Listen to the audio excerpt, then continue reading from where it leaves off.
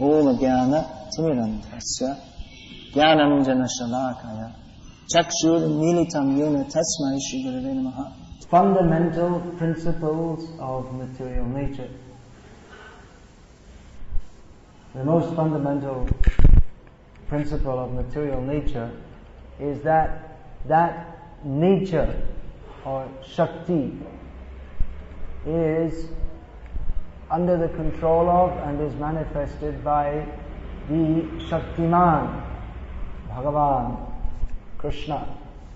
This is the most fundamental principle, and on the basis of that understanding, so many other principles are being explained.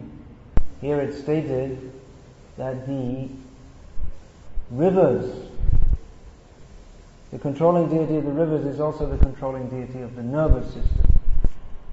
So we find like that how the universal form and the deities therein are related to this physical body in so many ways. Just like the moon, the controlling deity of the moon is also the controlling deity of the mind. And therefore, it's interesting, in English we have the word lunatic. Lunatic means a crazy person, and we also have the word luna, which means of the moon. So a crazy person means someone whose moon is not in proper order. You say in Croatian or Russian, how do you say? Lunatic. Same word, just slightly different pronunciation. And lunar. So, same, it's from Latin, I suppose, or Greek. So it's interesting that relationship was recognized even by the so-called primitive people of the past. As nowadays, modern scientists working on the empiric method won't agree with that. So many principles are given describing how this material world, how the different facets of it interact with each other, and all this is to help us understand Maya Adhyakshena Prakriti Suyate Sacharachara Hetunamena Konte Jagad Viparivartate. That under Krishna's direction, this whole material cosmos is going on. Another reason for understanding these things, it's also good to know and understand, is that this material body, Tadapya Dhruvam Arthadam. Yesterday you were quoting that verse. You didn't say it, but you said it, part of it in Gujarati. Does anyone know the beginning of it? You were quoting Prahlad Maharaj. Kaumara Acharat Pragyo Dharman Bhagavataniha. That was the part that you quoted. That from childhood, one should take up Bhagavad Dharma, Krishna consciousness. One who is intelligent, pragya, one who is of fine intelligence. Then, Dharman Bhagavataniha, Durlabha Manava Janma Tadapya Dhruvam Arthadam. That although this material, this human life is uncertain, in other words, temporary, it can give the highest benefit. There's something good to be had of it. As Prabhupada used to say, we should make the best use of a bad bargain. Having any material body is not much fun. It's not a good situation to be in. But having attained this human form of life,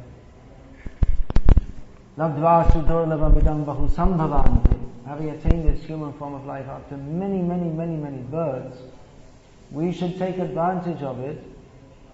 Manusham artadam, the same term is used, that this human form of life, it can give something beneficial. It has a purpose.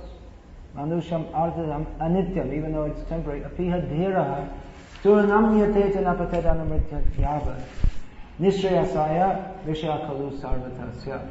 An intelligent person knows that anyway I have to die. This body has to die. But before the passing of this body, I should utilize it for attaining the highest benefit that is only available in the human form of life. And as far as sense gratification is concerned, if you think, well, why not have sense gratification? We should consider that that is available in every species of life, but that the opportunity to practice Bhagavad Dharma is generally only available in the human form of life. So this kind of knowledge that one can be relieved from disorder of the nervous system by bathing in a flowing river, this may not seem to be very important compared to understanding the relationship of the soul with Krishna. And actually it's not. However, it is important, this kind of knowledge is important if it's taken in relationship with Krishna consciousness. In other words, one has the human form of life, so we should try to maintain the health of the body so that we can practice Krishna consciousness. It was told to me by, actually not only to me, but told to so many others, Dhananjay Prabhu, one of the first disciples of Srila Prabhupada, I think the first in Britain, although someone else also claims that distinction. But he said that Prabhupada had said to him, he was living in Vrindavan, one of the first Western devotees to live in Vrindavan, and in those days, mostly our Western devotees in India, those that didn't go back within 4 or 5 days of arriving, they were usually sick most of the time, and many of them, they spent most of their time just trying to remain healthy. That was their main service. So Prabhupada had apparently told Dhananjay Prabhu that first comes health and then sadhana and service. And actually we can understand that it's very difficult to practice sadhana or do any service if the body is not healthy. So bodily health is certainly an important consideration. If one is not on the level of Madhavendra Puri or Srila Prabhupada, who are fully in Krishna consciousness, even lying on their bed in great difficulty. Not difficulty, that's a mistake, but apparently in great difficulty health-wise. But for most of us who are a long way from such a level, then without having good health, it's difficult to be in Krishna consciousness. I was saying that to Sridhar Maharaj, shortly before he left our company for the time being, that I'd been sick for most of the year. Of course that was in March, so it wasn't. For a couple of months I'd been sick, not very sick, I mean I didn't have cancer or leprosy or any such thing, just some cough and a fever and associated weakness.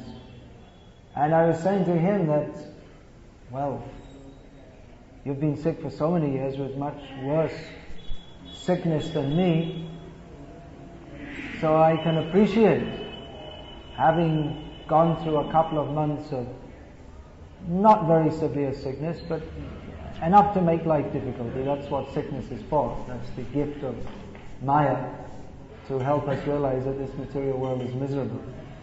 But I was finding it difficult to keep up with my sadhana, to chant in time, to chant with any energy. So it's difficult to maintain a nice level of Krishna consciousness unless the body is sufficiently healthy.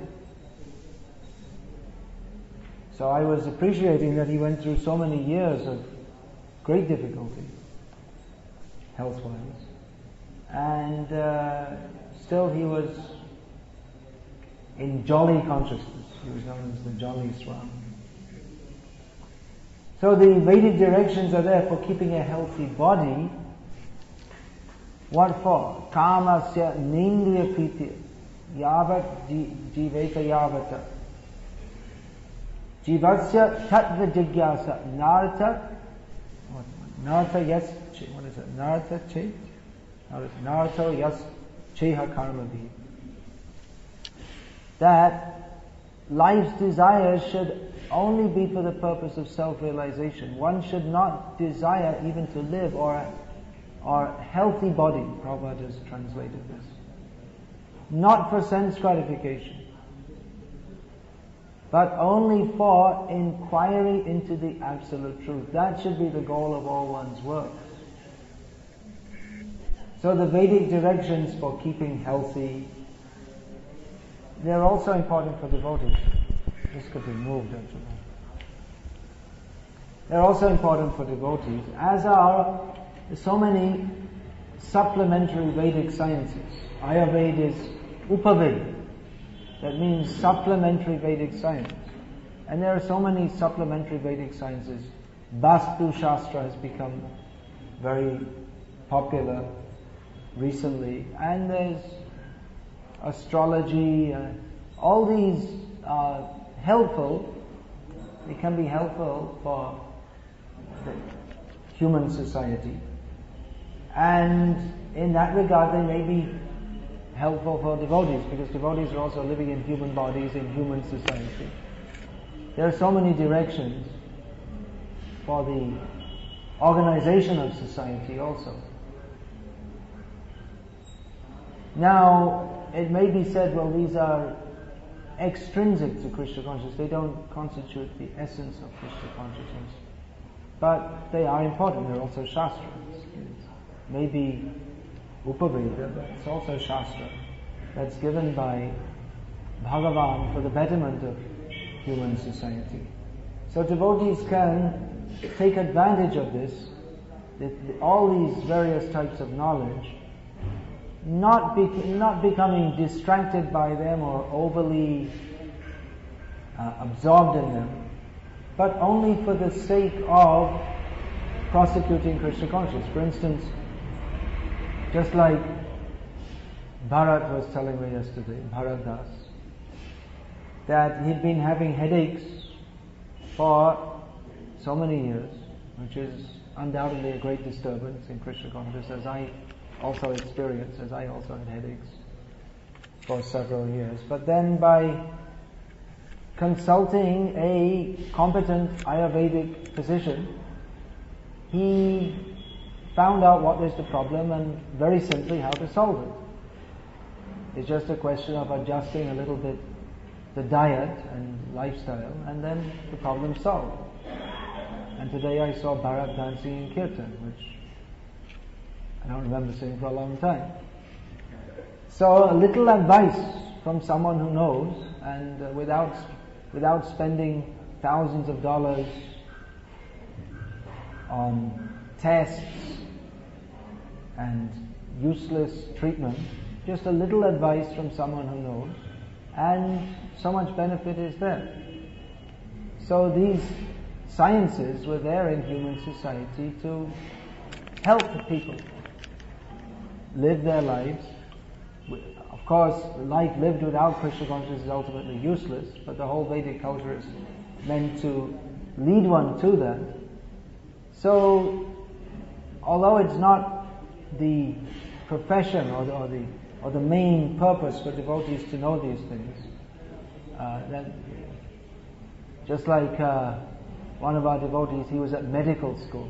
This is in the late 1960s, and then he came in contact with the devotees, and I can't remember whether he asked Prabhupada or whether it was a disciple of Prabhupada. I think he asked Prabhupada that should I continue with medical school or should I join the movement and become a full-time preacher?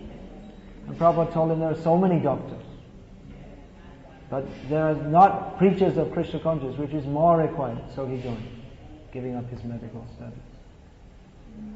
So it may not be required for devotees to become astrologers and Ayurvedic physicians, because there are already such persons in society.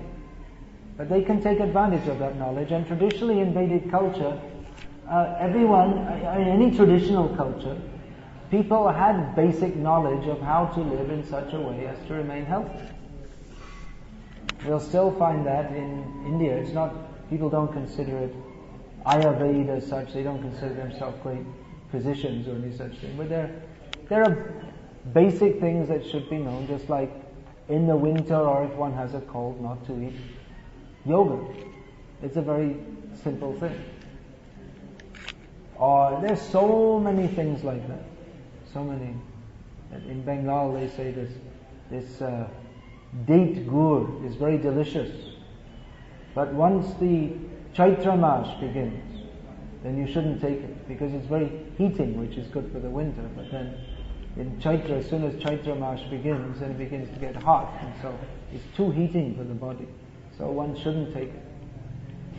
So this is common knowledge. In English they say it's grandmother's law, L-O-R-E. Law means knowledge.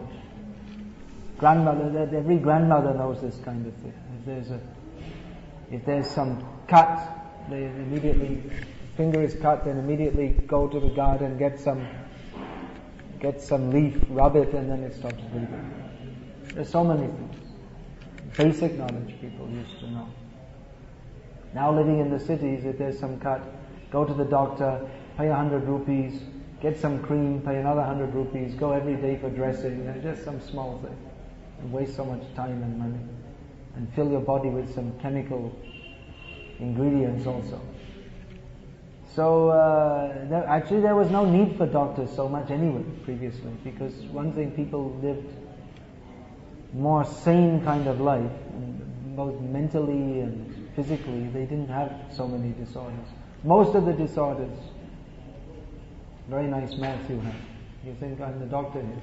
I'll show you your mouth so I can look inside.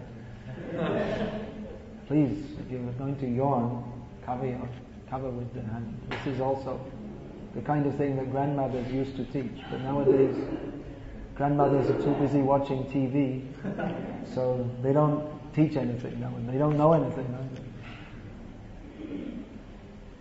So, what was I saying before I got sidetracked by inspecting Madhav Das's mouth? Grandmother's law, yes. So people didn't need doctors so much. People lived healthy lives, and if there was any minor problem, then they didn't need doctors. They weren't go in the villages, and there weren't doctors or hospitals or medical institutions or any such things.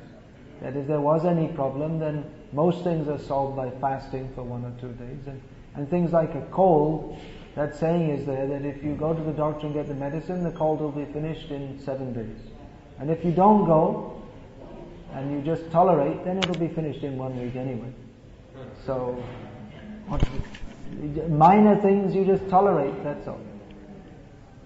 And others, just like rheumatism, arthritis, common things, people know what are the basic cures for that.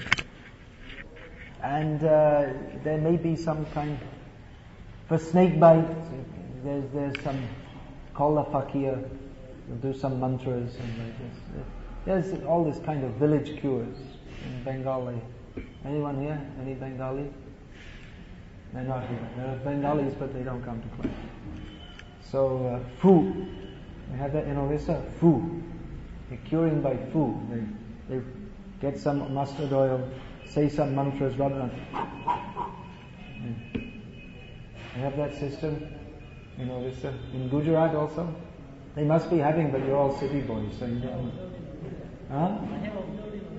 Yeah, in Orissa like that. I had also one time this very stiff pain in the joint. So this one lady rubbed this mustard oil and then said some mantras, blew on it, finished. I asked, how does that work? I don't know. My mother showed me this, and I don't know how it works. It works. Okay, it works. So, like this, there are so many. Of course, it came back again after some time, but at least it went away. So that basic knowledge was there, and doctors, well, yeah, maybe for the richer people there'd be doctors in the town, or town means the rich people were living in the country also. It wasn't that the rich people were only in the city.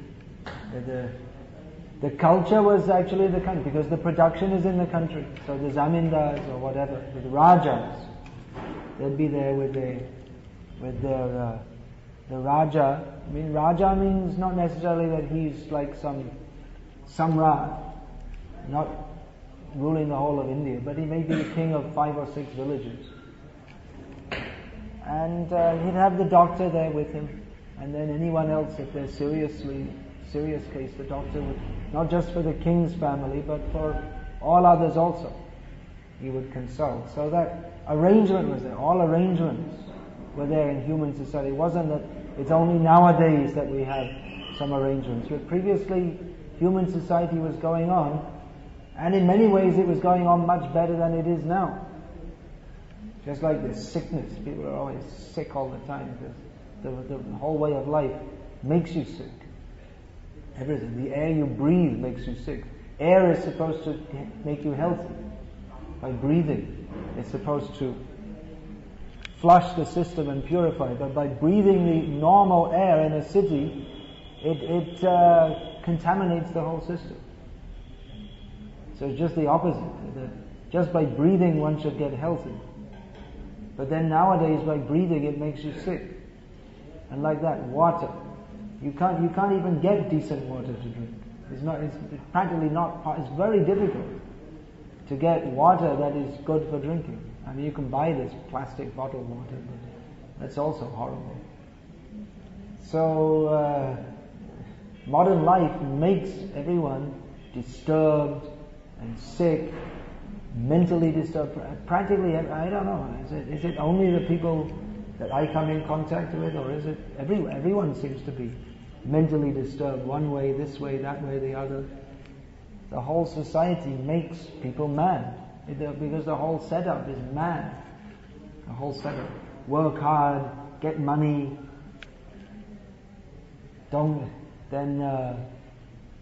This marriage, no one should get married until they have a double PhD or something like this. And then the girls especially are suffering so much. Boys also. And then they're having relationships, because that's what they say on TV. So the whole society is completely insane. The Vedic system is giving nice directions how we can live in human society, live a healthy life without any great strain. Nowadays what people think is normal health is substandard. Health means that just like previously people, they would think nothing of walking 20 kilometers carrying a big basket on their head. But nowadays no one can do that. All the farmers, everything is electrified, and they have water supply, and no one's capable of doing, no one wants to do physical work, no one's capable, and naturally they're all sick. So what we consider normal health in modern life is if we're not very sick. That's considered good health. No one knows in the modern society, no one knows what is good health practically. So it's a very horrible situation, to which the ultimate cure is Hare Nama, Hare Nama, Hare Nama eva kevalam, Kalo nascheva, nascheva, nascheva gatiranyata. Propagating Krishna consciousness. And that's also not so easy when everyone's crazy and sick, and you're chanting Hare Krishna, but crazy and physically incapable and so many things. So even to get people to chant Hare Krishna, that's not so easy. And then to chant Hare Krishna and fully accept Krishna consciousness, and not go off in their own direction with their own ideas, and actually fully surrender to Krishna, it's not so easy. So it's a difficult age, no doubt. But Prabhupada had a great dream Prabhupada had a great dream, means that was Chaitanya Mahaprabhu's desire. Prithivite ache jata nagaradigram sapatya pacha hoibe moranam. There should be a golden age within the Kali Yuga, within the age of quarrel and hypocrisy, this dark iron age. There should be a golden age which is brought in by the chanting of Hare Krishna. But that golden age doesn't mean that people will be working in nasty factories and mines and air-conditioned offices, neon lights and chanting Hare Krishna. The golden age means this Kali Yuga culture, that also has to go if it's going to be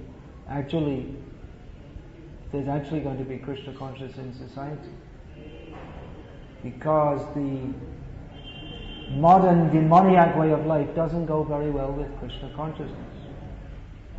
At the present time, our Krishna conscious movement is more or less trying to become part of modern society or cater to the needs of people in modern life. But we find that even people become devotees, they're doing some job in this demoniac corporate culture, which even often as devotees, they're foolishly proud to be part of. Oh, I'm working for such and such international company. See, I'm a more qualified devotee than all the others because I'm getting 25,000 rupees a month working for some beefeaters in America.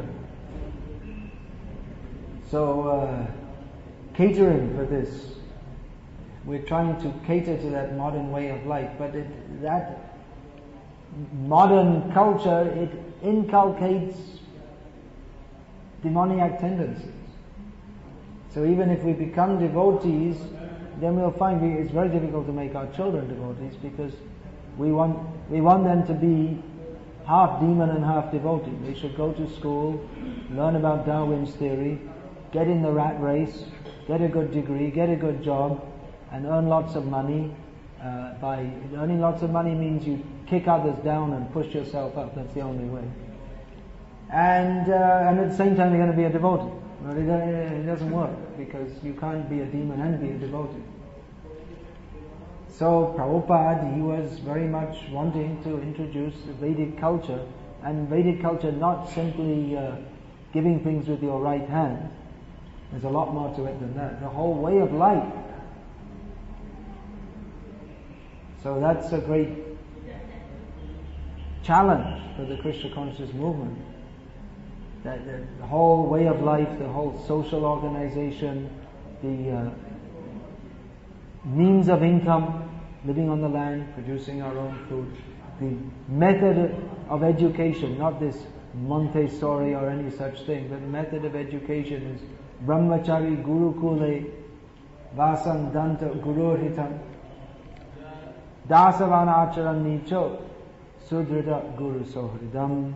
Gurukul education. Gurukul education doesn't mean that we put the sign Gurukul on the door and then teach them all nonsense. Gurukul means they have to study Shastra under Guru.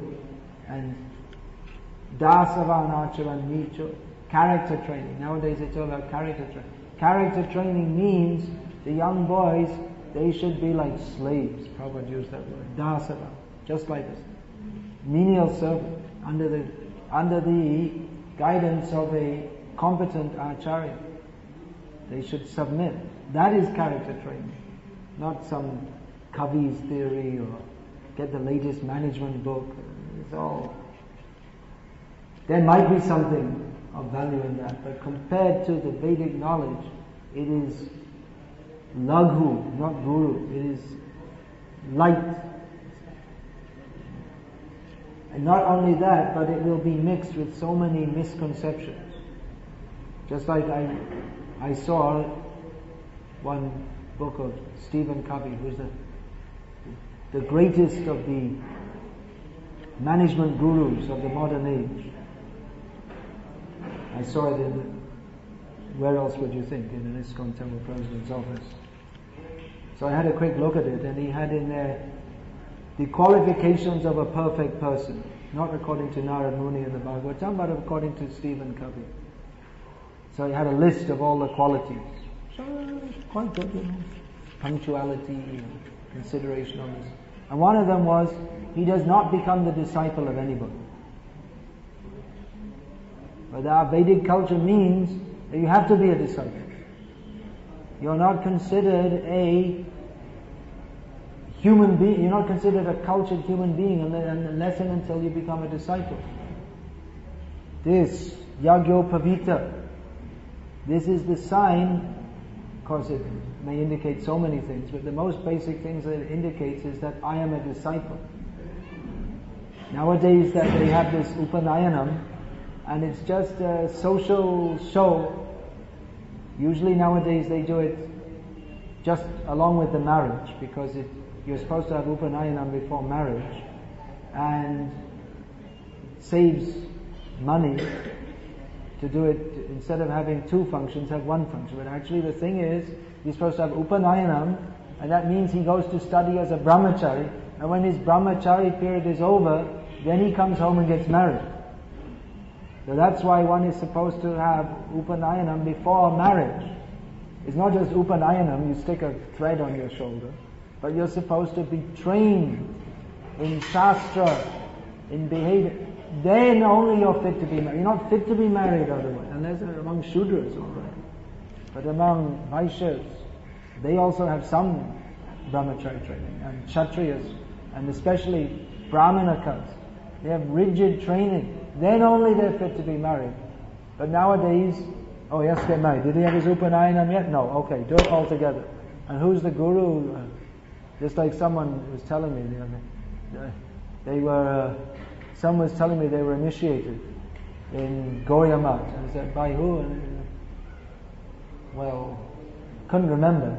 It's one of those, you walk in, and you walk in just to visit, and you walk out initiated. And what was the guru's name? Well, I can't quite remember. So it is all meaningless.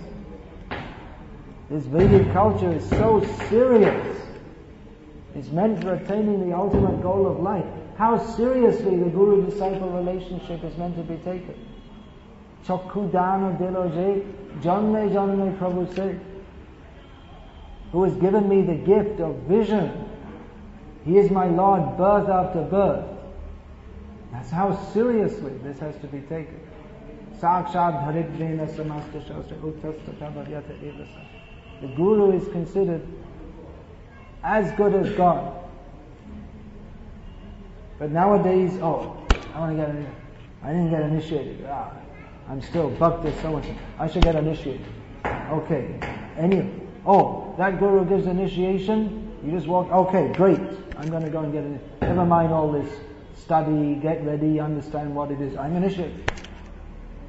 I had a walk-in initiation. Just like they have this drive-in car wash. I don't think they didn't get that in India yet. They didn't get their technology together yet. But in the West, you drive in. You have in India also? You drive in. You have to remember to close the windows of your car, and then there's a machine which covers the car, and then 5 minutes later you drive out, washed. Pay, $5 or something. So like that. Or McDonald's, drive in. You drive into McDonald's, and then you just, I don't know what they do, and then they drive out with their pizza, and they're eating it as they're going along, which is illegal. So like that, walk-in initiation. Great, got initiation, finished. But what is the meaning? One is supposed to surrender, understand what it means, dedicate one's life. But we take it so cheaply. Ao jo dikshit nahi ho, aa jao Maharaj abhi diksha dete hain.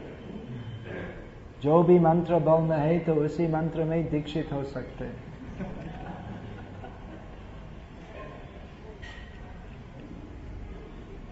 You understand what that means?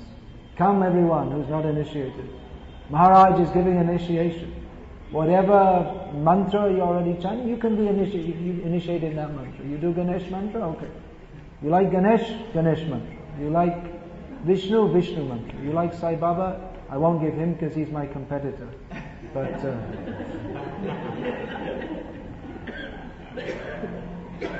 But all this Ganesh and Vishnu, we never see them, so we're not worried about competition from them. So very cheaply they're taking it. What is this very deep Vedic culture? If this Vedic culture had been properly preached, this Sai Baba he wouldn't even be able to make a pig a disciple. The people wouldn't allow him. But instead he's making the people into pigs next life. So these people couldn't flourish if there was any Vedic culture. Everything back to front, upside down. Now, previously they used to think that it was, we cannot send our children to the school for education, Western schools. And then they started sending. Education means they should surrender to a guru. Then the Western education. And then they started sending girls, which was previously it was considered a great insult. That if you're sending a girl to a school, that means you want her to get a job and work. How can that be? The man, it's his duty to support the family. If he has to send his wife to work, it's a great insult. Only like the fishermen and the women who sit in the market and sell vegetables, or they may go to work in public, but no respectable person. But now they can't even get married unless they have a degree, because it's not respectable unless it's not good enough if they don't have a degree. So they should go to school and then college and then maybe have a couple of abortions on the way. In Vidyanagar, quite likely. Looks like that. I mean, you can imagine what they're doing in private if you see what they're doing in public. So abortion clinics are flourishing. It's a good business. They're improving the economy by promoting free mixing. It's good for the doctors. So the whole society has changed, and they think this is very good. I remember once I met one man. He was a life member then. He was telling me very proudly that my daughter is a film actress in Bombay. Very proud. So, I think she was quite famous. Patil, the name was, something like that. It was 20 years ago. He's living in Bangkok and telling me, oh, my daughter is a film actress. You should be ashamed. He's very proud. So how the whole culture is spoiled. So our Krishna conscious movement is meant for giving this real knowledge to human society. That, and also Jai Damodar was telling me yesterday that he was thinking, oh, he's reading Mahabharata, he's realizing Bhakti is such a high thing. From reading Mahabharata, you can begin to understand what it means to be a human being. People don't know what it is to be a human being. Mahabharata gives direction, how to live in human society. What are the qualities of a human being? How we should live, how we should conduct our lives. How noble are the great personalities described in Mahabharata and Ramayana. But nowadays we want to live as Rakshasas and have Bhakti. So it doesn't work. It won't work. It cannot work. Because the real challenge of our movement is to revive this Vedic culture, without which, what are our choices? That we preach and a few people come through, they manage to follow their vows, but often we see that people, they're devoted, they join the temple as a brahmachari, they want to get married and they find it's very difficult to maintain after being in that association. So there are very few who can make it as brahmacharis anyway.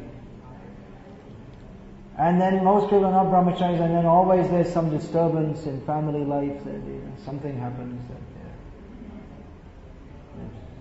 something happens, the relatives come and then you have to look after them. It's very difficult to keep up with your sadhana.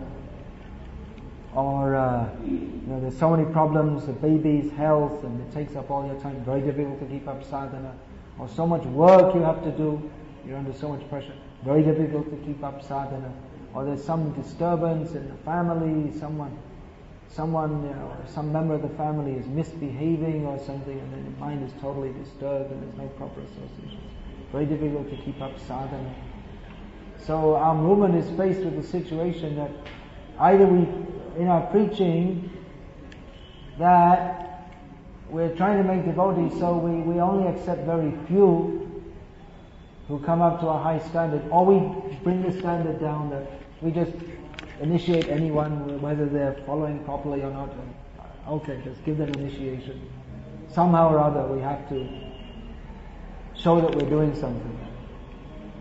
So, and then if we're talking about very high standards, then maybe, or well, not high standards is not actually high standards, but if we preach just the normal standards that Prabhupada preached, which is the minimum standard, then people think that's a very high standard. And if we preach anything less, then it all becomes just a mishmash. Hodgepodge is the common word in India. Mishmash it's another term, which means more or less the same thing. So it just becomes a big hodgepodge. Let anyone come, anyway they're doing some service, so it doesn't matter if they're stealing or preaching nonsense, anyway they're doing some, so let it, at least something's going on. A blind uncle is better than none, that's the excuse. So either then we just make our Krishna conscious movement watered down, in which case no one actually advances.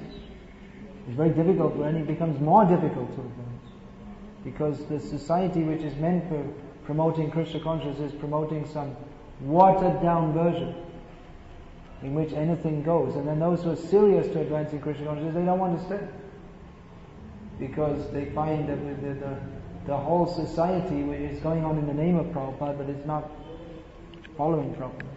So that's another possible scenario. Or what we can do, which is also very difficult, but it's what Prabhupada asked us to do, is to attempt to establish this Vedic culture with land-based communities, in which we have our own communities based on Krishna consciousness, in which people can live, householders can live together and work cooperatively on the land, living a very simple life and helping each other to advance in Krishna consciousness. The problem is that people, they want to be Krishna conscious and have their apartment building and their AC or at least electric fan and mixie and two-wheeler, if not a four-wheeler. They want all the comforts of modern life. If you want the comfort of modern life, then you have to accept the discomfort also. You have to work like an ass in bad association so that you can go home and get a few hours rest underneath a fan so that you can go back and work hard again the next day. So devotees are going to, we can cater to that. And then of course, because it's too difficult for people to be very Krishna conscious in that situation, so what's the use of preaching that to them anyway? Just tell them some nice stories about Krishna and the gopis and some nice stories, and they like to hear that. And then they'll give donations, they're earning money, and they'll give donations, and we can run on the temple. So this way we cater to not really to people's actual need, which is to surrender to Krishna, but to their half Krishna consciousness or cheating approach to Krishna consciousness, in which they don't like to say or think that, well, actually, I'm not following properly. Everyone likes to think, Bhalo Ami, Boro Ami. Everyone likes to think, I am good, I am great. So then everyone comes, yes, you are good, you are great. Oh yes, I am good, I am great, very good. So it becomes a mutual flattery society and cheating, and no one becomes Krishna conscious. But somehow or other we have to keep up a show of being Krishna conscious. That's what happens if we don't. That it seems inevitable if we don't take up this formula of establishing Vedic culture. If we don't work on the template of Vedic culture, then we have to work on the template of demoniac culture. But from the template of demoniac culture, template, how do I say? What's a simple English word? Substrata, or the basis. The basis. If the basis is modern culture, then modern culture produces demons. So it's very difficult not to be a demon, or even if we somehow or other we can take up Krishna consciousness. Again, our children, mostly, they're not going to be devotees. If we bring them up in kami life, then they're going to be kamis. It's because that the influence of lust, greed and anger, which are strongly promoted in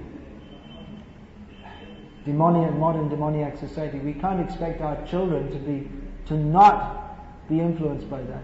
There are great yogis who try not to be influenced by that, and even then they find it difficult. So if we send our children to be educated in lust, anger and greed, then how can we expect them not to be influenced by that? Certainly they do. So we have a tremendous responsibility to fulfill the plan given to us by Prabhupada of establishing a Krishna conscious society with Krishna conscious education, Krishna conscious way of life. Tremendous responsibility.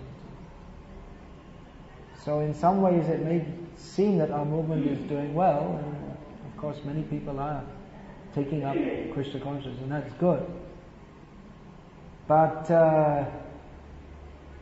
again we see that most people who take up Krishna consciousness, even most who get initiated, even if they're serious, that often they become victim of circumstances and they're not able to maintain at a very high level their Krishna consciousness. So we have this great responsibility to establish Krishna conscious communities based on simple living and high thinking. Hare Krishna. Is there any question?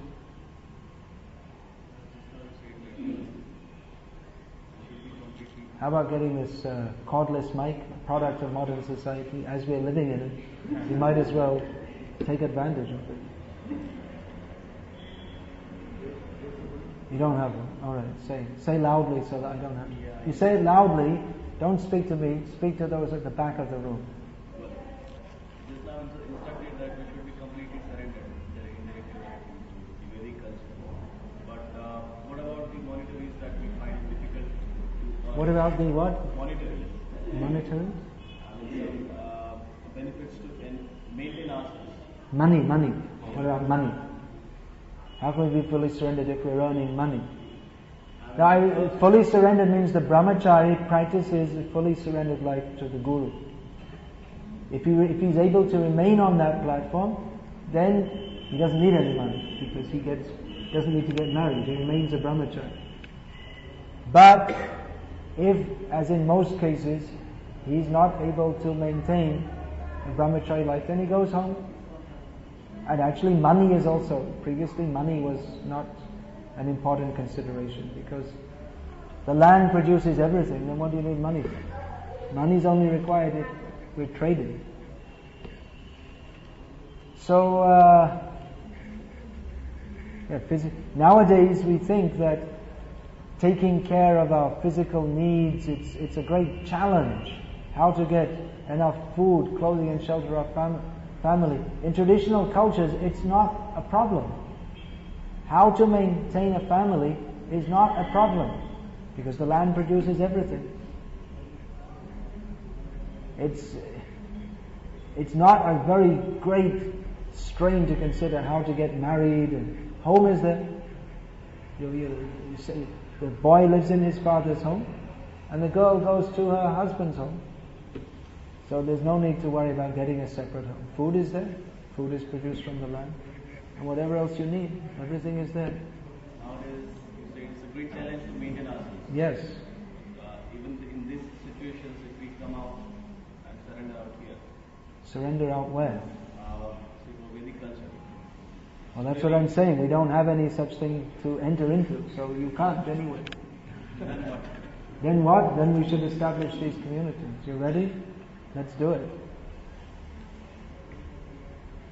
The crying need, the pressing need of the hour. For many hours long past. Many souls have come and gone.